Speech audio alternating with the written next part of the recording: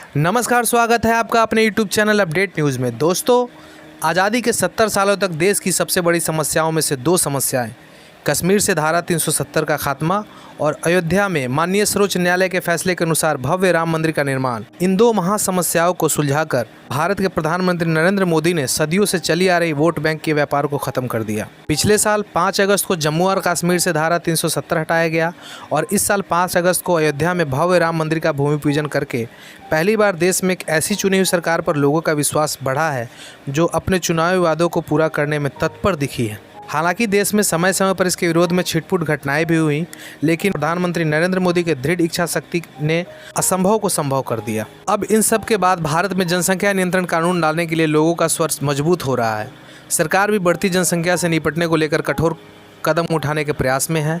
हालांकि जनसंख्या नियंत्रण कानून की मांग दशकों से की जा रही है, लेकिन दलगत जाति समर्थित राजनीतिक पार्टियों के नकारेपन के कारण कभी इसको धरातल पर उतारा नहीं जा सका। दरअसल बीजेपी के नेता सांसद अश्वनी उपाध्याय ने जनसंख्या नियंत्रण पर सुप्रीम कोर्ट में याचिका डाली है, जिस पर 14 अगस्त को सुनवाई होनी है।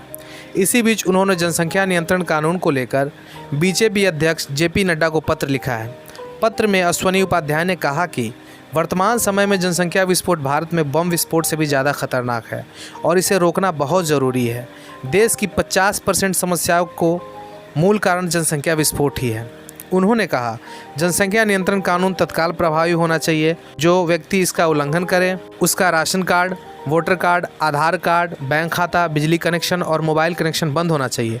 कानून तोड़ने वालों पर सरकारी नौकरी करने, चुनाव लड़ने, राजनीतिक पार्टी बनाने और किसी पार्टी में अधिकारी बनने पर आजीवन प्रतिबंध होना चाहिए और ऐसे लोगों को सारी सरकारी सुविधाओं से वंचित रखना चाहिए और 10 साल के लिए सज़ा का प्रावधान होना चाहिए। दोस्तों, भारत की तेज़ी से बढ़ती आबादी लगातार तबाही के संकेत दे रही है, क्योंकि मौजूदा संसाधन से कहीं अधिक भारत की जनसंख्या है, जिसके चलते देश में बेरोजगारी, बीमारी और भुखमरी तेज़ी से फैल रहा है।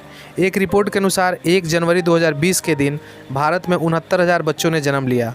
मतलब सिर्फ 24 घंटों में भारत में 69,000 बच्चे पैदा हुए। बढ़ती जनसंख्या के कारण भारत में अपराध दर तेजी से बढ़ रहा है। और दोस्तों, जनसंख्या किसी भी देश की राष्ट्रीय संपदा होती है, बशर्ते वह सुशिक्षित और प्रशिक्षित हो।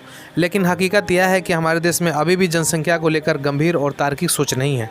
प्रधानमंत्री मोदी के नेतृत्व में भारतीय जनता पार्टी की सरकार इस दिशा में कड़े कानून बनाने जा रही है, लेकिन डर इस बात का है कि पूर्व में देश के पक्ष में बने कानूनों की तरह इस पर भी राजनीति शुरू ना हो। दोस्तों, इस विषय में आपकी क्या राय है, कमेंट बॉक्स में जरूर लिखें। वीडियो को लाइक और शेयर करें, चैनल को सब्सक्राइब करें। धन्यवाद।